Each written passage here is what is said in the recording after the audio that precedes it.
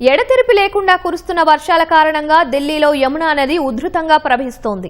యమునా నది ప్రమాదకర స్థాయి 205.33 మీటర్లు కాగా పాత రైల్వే వంతెన వద్ద ఈ ఉదయం 207.46 మీటర్ల ఎత్తులో ప్రవహిస్తోంది. ఈ కారణంగా సమీపంలోని ప్రాంతాలకు వరద ముప్పు మరింత పెరుగుతోంది. యమునా బజార్లో వరద ప్రభావం తీవ్రంగా ఉంది. నిరాశ్రయుల కోసం ఏర్పాటు చేసిన శిబిరాలు వరద నీటిలో చిక్కుకోగా అక్కడున్న వారిని మరో చోటికి తరలించారు.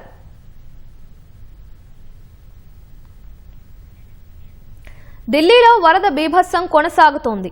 యమునా నదిలో నీటి మట్టం పెరగడం రాజధాని వ్యాప్తంగా ప్రభావం చూపుతోంది.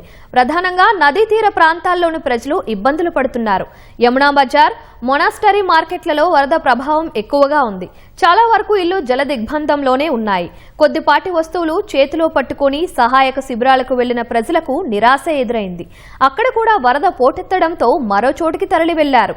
ఢిల్లీ ముఖ్యమంత్రి, కేబినెట్ మంత్రులు, కీలక విభాగాల అధికారుల కార్యాలయాలు ఉన్న సచివాలయం వద్దకు కూడా వరద నీరు చేరింది.